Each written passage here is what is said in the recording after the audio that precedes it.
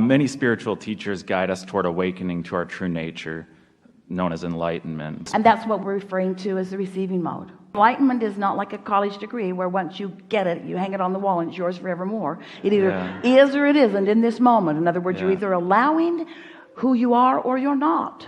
So enlightenment is a current state of being. It's not ever anything that you can just be.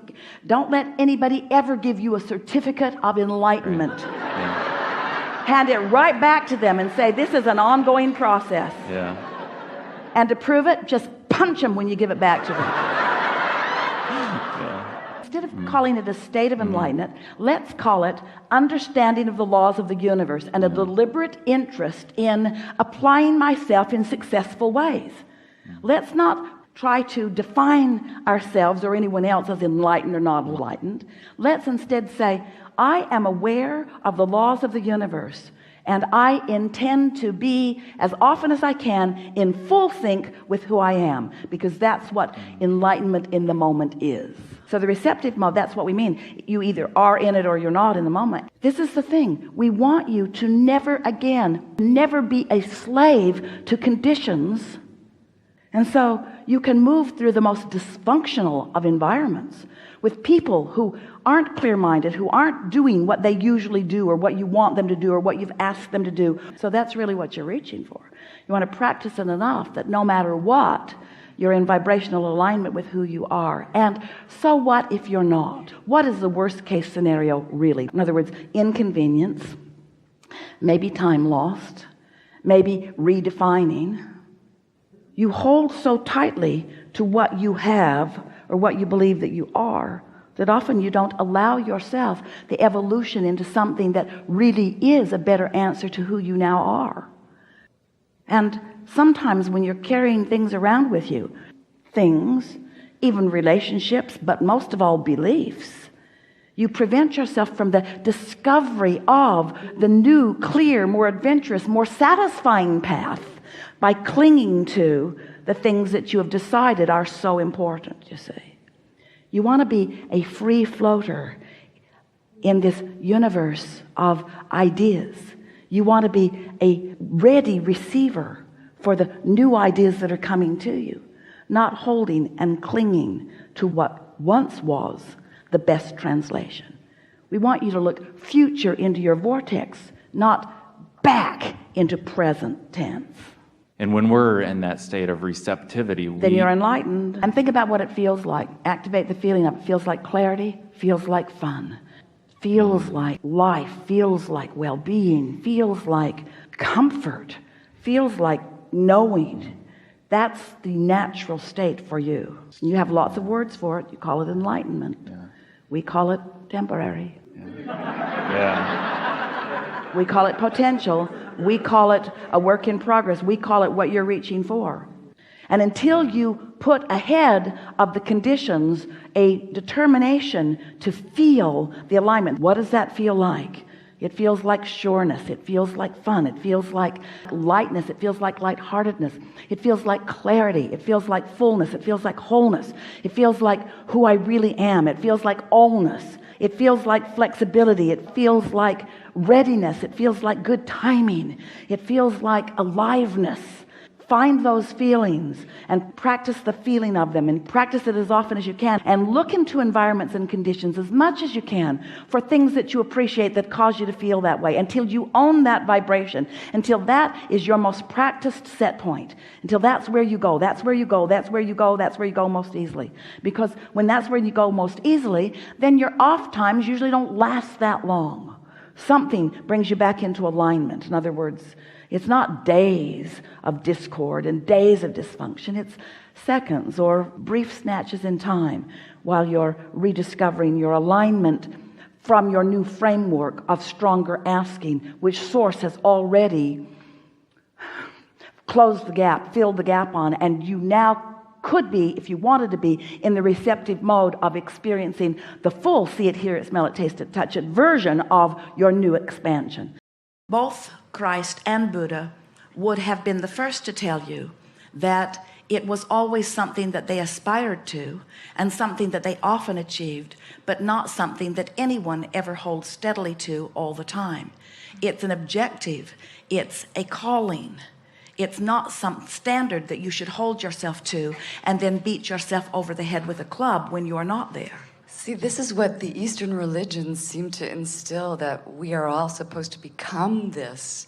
And so when you say that this is a planet of joy and that it's an individual choice, I don't quite understand. I know you say there's really no purpose to be here except for joy, except there seems to be such a collective consensus in the teachings, Eastern and Western, that we are supposed to come to a certain height. Well, at the heart of all of those religions, there is an understanding of alignment.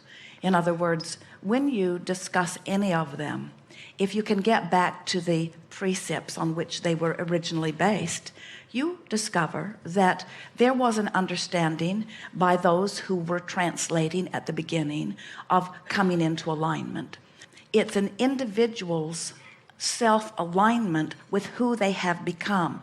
And that's the thing that all those religions were teaching, but as man gets hold of it, whether they are the leaders of a church or of a nation or of a peer group in a high school, most leaders really believe that leadership is about looking amongst the masses, coming to a conclusion of right action, and then somehow affecting conformity to that right action.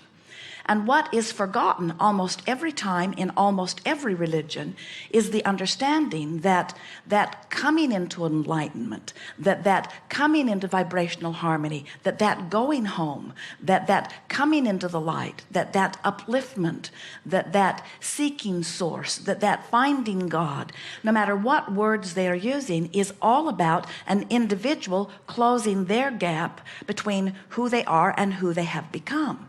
And it's this determination that almost every religion or organized anything has to get you to conform to their standard that has the whole thing not working well.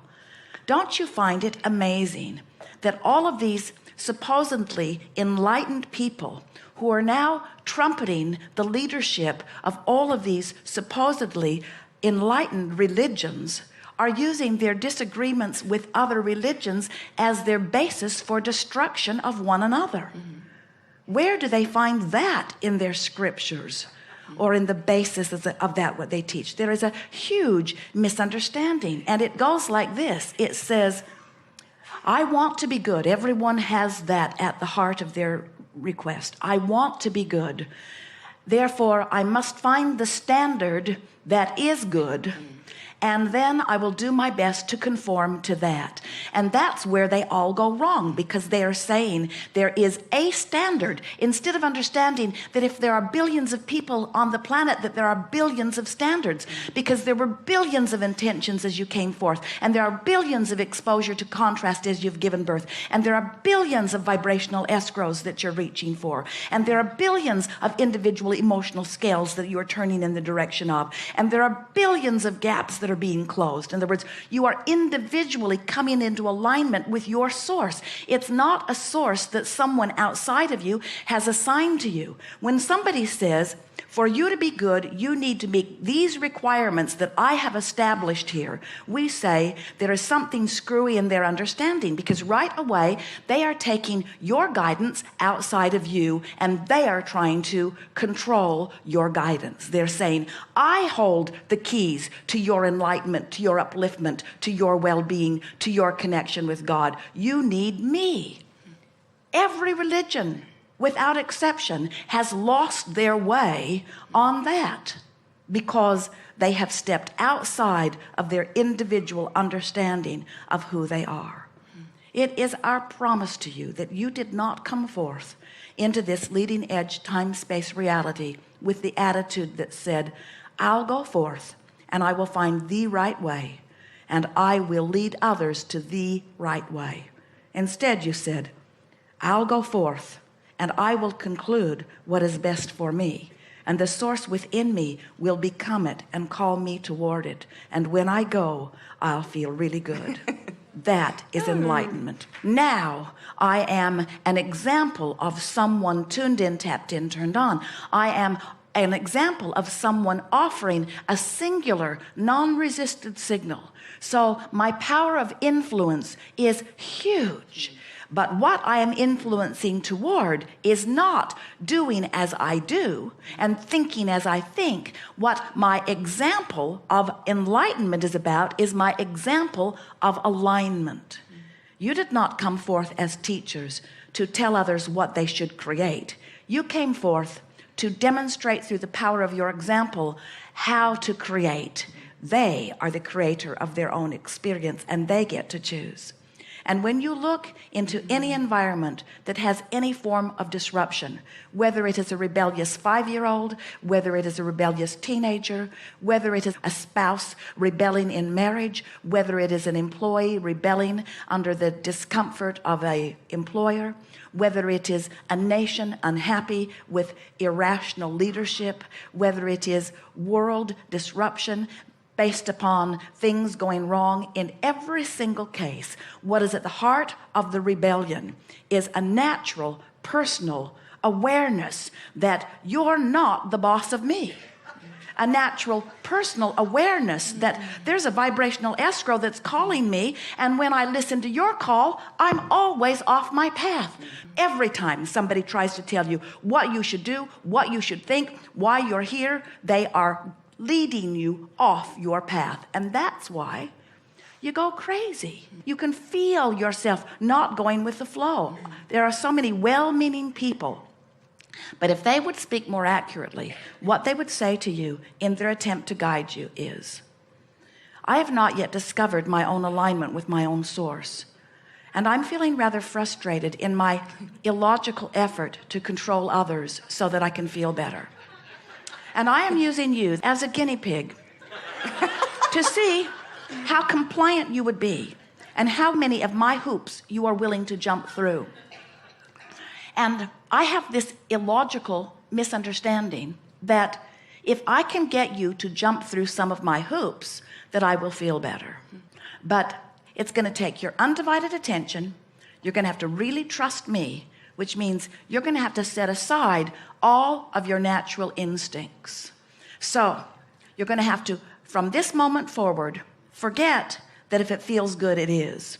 And you have to start believing that if it feels good, you're being led down the wrong path, and that if it feels bad, you're on the right path. You have that one? And then you have to understand that nothing that is worthwhile is easy.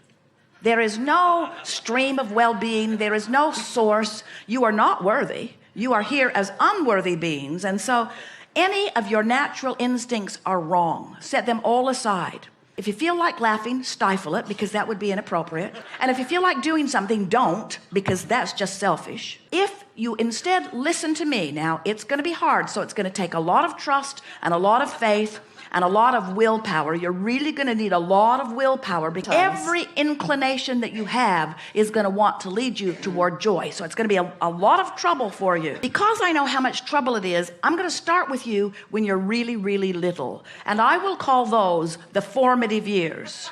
Those are the years when you defy your natural instinct for joy, and instead you do everything that's illogical. I'm going to smile when I don't mean it. I'm going to pretend that I feel good when I don't, so that you learn to mimic my actions with no guidance whatsoever coming forth from within. And if I can train you appropriately, then we'll have world peace. We will have defied all of your natural instincts. We will have defied your reason for being. We will be defying everything that you are, but let's go for it. And if it doesn't work out, and so far it hasn't, they will tell you, we'll get better at it. We'll train you stronger and faster, and we'll ask for your compliance. And then if we don't get it, then we'll just make the stakes higher. And if you don't listen to us, then we'll condemn you to hell. We will.